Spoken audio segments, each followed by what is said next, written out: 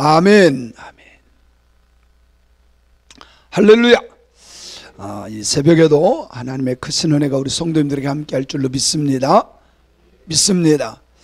자, 오늘은 요한복음 2장 12절 말씀을 12장 12절로 13절 말씀을 가지고 종려나무에 대해서, 자, 오늘 예수님께서 예루살렘에 입성하시죠. 그때 사람들이 뭐를 가지고, 종려나무 가지를 가지고 흔들며 뭐라 그러죠? 호산나 호산나라고 외칩니다. 그런 의미들이 그냥 한 것이 아니에요. 그냥 버드나무 하나 꺾어 가지고 참나무 하나 꺾어 이런 게 아니라 다 거기에는 뭐가 있어요? 의미가 있어요. 의미가 있어요. 자, 이게 종려나무 열매예요. 처음에 맺으면 이렇게 돼요. 좀 파랬다가 노랬다가 이렇게 빨개지죠. 이건 제가 찍어온 것들이에요. 이스라엘에 가서 제가 찍어온 것들이 엄청나게 열립니다. 이게 한 나무 하나에서 몇 가마가 나와요. 나무 하나에서. 그래서 이게 보통 이게 이따가 마지막 부분에 가서 그 밭이 나와요. 종려나무 밭이 나오는데 일부러 심어 가져오는데요, 나무 하나에 수확이 1억 정도씩 한대요. 엄청난 거예요. 그리고 몇 년만 하면 그 엄청난 부유를 쌓게 되죠. 이 종려나무는 대추야자라고도 하죠. 이게 뭐냐면 타마르라고 하는 단어예요. 타마르. 혹은 포이닉스. 헬라어로는 포이닉스라고 하고 히브리어로는 타마르. 타마르는 많이 들었죠? 뭐죠? 타마르. 다말. 유다의 며느리 다말. 그냥 우리식으로 이름을 바꾼 거예요. 원래는 타마르예요. 근데 그걸 우리로 그냥 다말 이러니까 우리가 못 알아듣는 건데, 이게 타마르라고 하는 히브리어예요. 이거는요, 이 나무는 풍요와 다산을 상징해요. 열매가 굉장히 많잖아요. 그죠? 열매가 많잖아요. 근데 이게요, 주식이 되기도 하고 음식을 대용해. 열매가 얼마나 많은지 몰라요. 몇 가마 나온다니까, 나무 하나에서. 이게 꼭 커야만이 아니에요. 그냥 이렇게 작은 건데도 엄청 열려요. 나무가, 열매가. 꼭 대추같이 생겼잖아요. 이게 설었을 때 조금 익으면, 그리고 언제는 이게 변해 가는데 나중에는 검붉게 돼요. 검을 정도로 이렇게 바뀌어요. 이게 음식 대용이 된다니까요. 이스라엘 백성들이 70년에 예루살렘이 멸망당하죠. 로마가 66년부터 70년까지 막 점령하기 시작해서 공격해서 70년에 예루살렘 성이 멸망당해요. 완전히 박살나요. 근데 열심당원들은 로마 정부를 인정하지 않아요. 끝까지 버텨요. 어디로 가느냐? 저 광야에 남유다 쪽, 유다 쪽으로 데려가면 어디로 가냐? 그 마사다라고 하는 곳으로 가요. 많이 들어봤을 거예요. 그죠? 마사다. 여기는요, 계곡이 있고 이런데 광야인데 참 신기해요. 거기만 이렇게 울룩 이렇게 해서 요새야, 요새. 군인들이 공격할 수가 없어요. 거기에 숨어 있으면서 거의 3년 정도를 이것을 먹고 지내요. 이것을 먹고 지내요.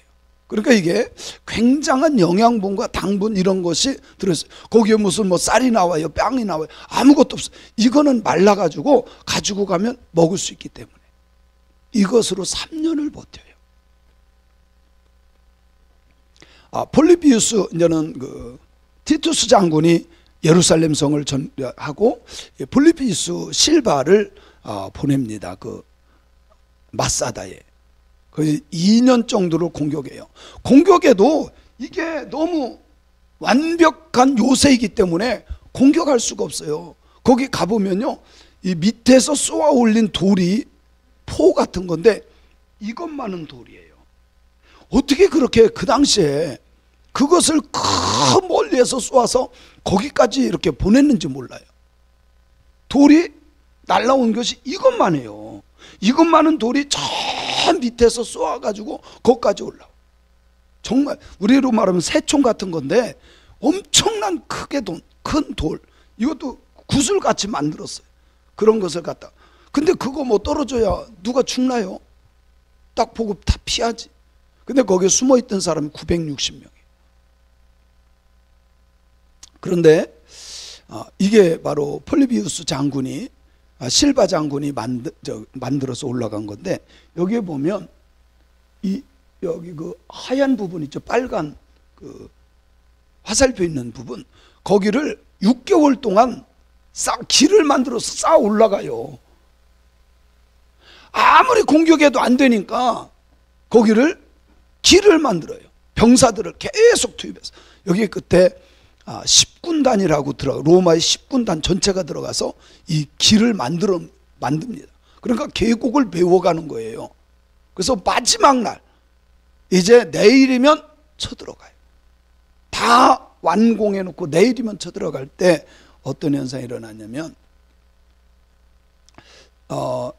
그 열심당원의 지도자였던 엘리에제르 벤 야이르라고 하는 그 지도자가 이런 말을 해요. 같이 한번 읽어볼까요? 시작. 로마군에 잡혀서 온갖 수모를 겪느니 차라리 스스로 영광의 죽음을 선택합시다. 그래서 960명이 아버지가 그 가족을 다 죽여. 아버지가 가족을 다 죽여. 그리고 아버지들 중에 10명을 제비 뽑아요. 10명을 제비 뽑아가지고 한 명이 9명을 죽여요. 그리고 마지막으로 자기가 자결합니다. 근데 실제로 로마군이 내일 이 사람들을 다 체포하려고 다 이제 10군단이 올라갑니다. 이 꼭대기로. 다 올라가 보니까 다 자살했어. 바로 그날 저녁에. 바로 그날 저녁에. 이걸 어떻게 하냐? 그 중에 엄마가 자식 하나를 살려요. 몰래 숨겨서 너는 도망가. 다 죽는데 그 엄마 하나가 자식 하나를 살려서 도망가게 해요. 그 아이가 이것을 폭로한 거예요. 마지막 날 이렇게 자살했다. 거의 3년 정도의 기간 동안, 거의 3년이죠. 그 3년 동안 이 종려나무 열매, 대추야자를 먹고 버텼다는 거. 그래서 유대인들은요, 대추야자가 당도가 높기 때문에 이것을 뭐라고 하느냐? 꿀이라 이렇게 말해요. 그래서 사실 세례 요한이 뭐를 먹었다 그랬죠? 석청과 메뚜기 먹었다 그러잖아요. 석청과 메뚜기. 근데 이 석청이, 저는 그 옛날에 그렇게 설교한 적이 있어요. 그 천목회 나갔을 때, 진짜 건강식만 먹었다. 그 건강식이 뭐예요? 석청이 얼마나 귀한 거예요. 근데 그게 석청이 우리가 말하는 돌 속에 나오는 꿀이 아니라 이 대추야자가 높은 데서 똑 떨어져요. 그러면 돌에 부딪히면 뭐가 나와요? 진액이 나와. 이 진액을 빨아먹은 거예요.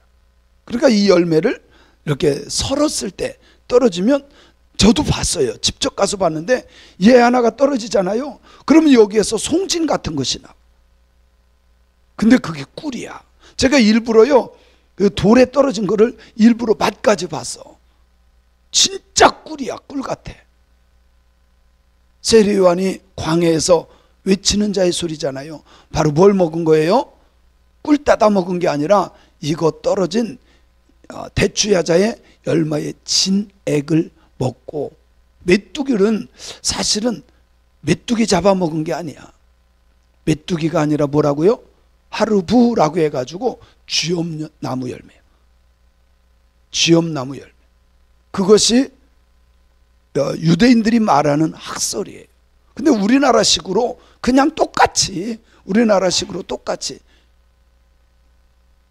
그리고 세례 요한이 먹은 것이 바로 이 석청이 대추야자 열매라는 거죠.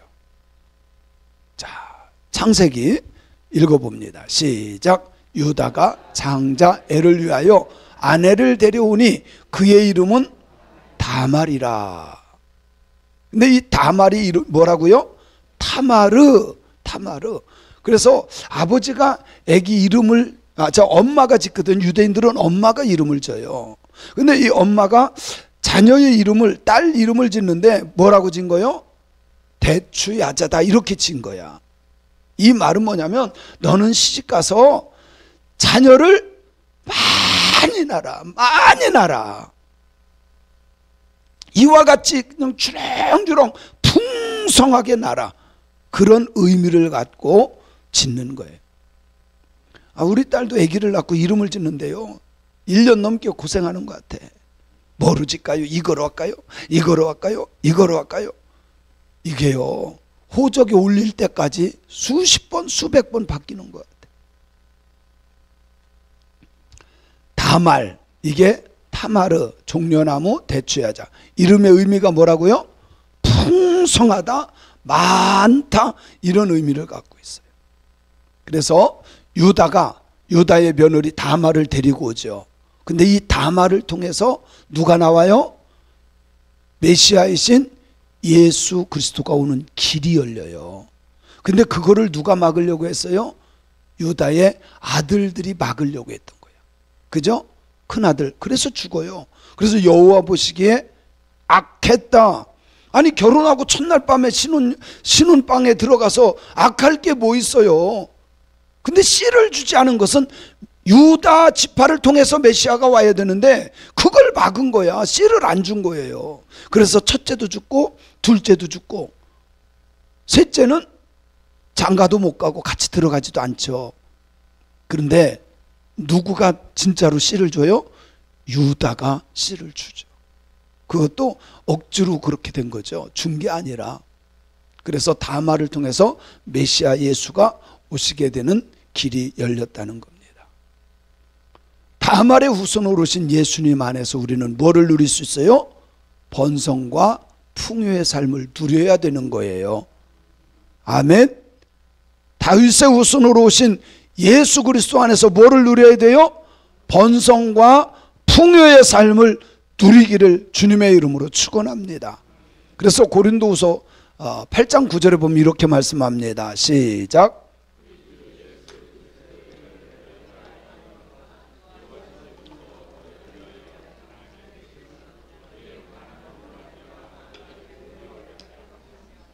믿으시기 바랍니다. 우리 주 예수 그리스도의 은혜를 너희가 알거니와 그분은 원래 어떤 분이에요? 부요하신 분이야. 믿습니까? 모든 것의 주인이신 부요하신 주님인 줄로 믿습니다. 그런데 너희를 위하여 뭐가 되셨어요? 하늘 보좌 영광을 다 내려놓고 가난하게 되셔서 그의 가난함으로 말미암아 우리는 뭐를 누리고 이게 말씀대로 되어져야 돼요. 아멘. 이 말씀대로 되어지는 역사가 일어나기를 주님의 이름으로 축원합니다. 그래서요, 기독교는 진짜 예수님을 믿으면 가난하게 사는 게 자랑이 아니야. 가난한 게 돼도 복음을 위해서 주님께 드림으로 가난해지는 거지, 하나님께서 원래는 우리에게 뭐를 누리라고? 부유함을 누리고 풍성함을 누리라고. 믿습니까? 아멘. 기독교인이 정말 주님을 위해서 가난해지는 건 이해가 가지만, 그러나 게을르거나 능력이 없어서 가난해지는 것은 문제가 있는 거다. 깨닫길 바랍니다. 주님 때문에 부유해지는 역사가 일어나기를 바랍니다. 그래서 종려나무는 예수님과 연관이 있어요. 종려나무는 그냥 사람들이 가지고 와서 흔들며 호산나 한 것이 아니라 예수님과 연관이 있기 때문에 유대인들은 이걸 알아요. 그래서 예수님이 예루살렘 성에 입성할 때에 이 종려나무를 가지고 흔들었다는 사실이죠. 그래서 요한복음 12장 13절 시작. 종려나무 가지를 가지고 맞으러 나가 외치되 주의 이름으로 오시느니 곧 이스라엘의 왕이시여 하더라. 아멘. 그래서 예루살렘에 입성할 때 종려나무 가지를 흔들었던 거고요. 이 종려나무를 흔든 것은 십자가에서 승리를 상징하는 거예요. 그래서 이 종려나무의 의미 중에 승리의 상징이 있고요. 또 여기에 기록되지 않은 좀 부활의 상징도 있어요. 왜 그러냐면 불이 나. 근데 이 나무는 쭉 올라가서 탈 게 없어. 불이 나도요, 너무 신기한 건 이 나무는요, 한참 뒤에 보면 싹이 나와. 열매를 맺어. 그래서 이 나무, 종려나무를 부활을 상징하는 나무이기도 해요. 그리고 호산나, 막 이 나무를 가지고 흔들면서 호산나라고 했는데, 호산나는 다른 뜻이 아니라 오 나를 구원하소서, 오 우리를 구원하소서, 이런 의미를 가지고 있어요. 그러니까 우리가 호산나라고 할 때, 호산나는 원래 히브리어인데 이것을 우리로 표현하면 주여 나를 구원해 주세요 라고 하는 것과 똑같은 거예요. 우리 한번 호산나 시작. 한국어로 시작. 오 우리를 구원하소서. 그래서 그냥 흔든 것이 아니라 우리를 구원해 달라고 하는 찬양이 된 거예요. 아멘. 그래서 요한계시록 7장 9절에 보니까 이렇게 말씀해요. 이게 마지막 때 일어난 일이에요. 시작. 이 일 후에 내가 보니 각 나라와 족속과 백성과 방언에서 아무도 능히 셀 수 없는 큰 무리가 나와 흰 옷을 입고 손에 종려가지를 들고 보좌 앞과 어린 양 앞에 서서 뭐를 했겠어요? 호산나. 그러니까 예수님이 초림하셨을 때도 마찬가지고 예수님 다시 오셨을 때도 역시 마찬가지로 이 찬송은 계속 되어질 거라는 거예요. 주님 마지막에 우리들도 뭐라 그래요? 호산나 나를 구원하소서. 아멘. 아멘. 자, 종려나무는 의인과도 연관이 있어요. 뭐와 연관이 있다고요? 처음에는 누구와 연관이 있다 그랬죠? 예수님과 연관이 있고, 두 번째로는 종려나무는 의인과 관련이 있어요. 시편 92편 12절에 보면 시작. 의인은 종려나무같이 번성하며 레바논의 백향목같이 성장하리로다. 의인은 종려나무같이 번성한다. 그래서 의인은 예수 그리스도를 통해서 구원받은 사람들이 의인이에요. 예수님을 믿지 않고서는 아무리 착하게 살아도 의인이 될 수가 없어. 그래서 의인은 종려나무같이 번성하여 풍요로운 삶을 살게 되는 줄로 믿습니다. 여기서 번성한다는 것은 나만 예수 믿는 것이 아니야. 나를 통해서 내 주변의 사람들도 같이, 그래서 함께 풍요로움을 누리고 번성하는 역사가 일어나야 될 줄로 믿습니다. 믿습니다. 의인이 될 수 있는 방법은 오직 십자가에 달려 돌아가신 예수 그리스도를 믿을 때만 의로워지는 거예요. 이것을 뭐라 그러죠? 이신칭의라 그래요. 이신칭의. 아니면 이신득의 같은 말이죠. 그런데 스스로 된 의인이 있고 하늘로부터 인정받는 의인이 있어요. 스스로 된 의인은 뭐냐면 나 착해, 이것만큼 나처럼 신앙생활 하면 되지. 이건 스스로 의인이에요. 하나님이 인정하지 않아요. 그게 바리새인들이고 사두개인들이고 제사장들이고 장로들이에요. 하나님이 인정하지 않아. 그러나 하늘로부터 인정받는 의인이 있어요. 누구예요? 예수 믿는 사람들이에요. 그래서 예수 믿는다는 것은요, 축복 중에 축복이야. 깨닫길 바랍니다. 그러면 이 종려나무를 통해서 깨닫는 영적 진리는 뭘까? 예수님께서 십자가에 죽으심으로 풍요의 복을 주셨다는 사실을 믿어야 돼요. 깨닫길 바랍니다. 그래서 기독교는 미안하지만 청빈 사상이 아니에요. 아멘.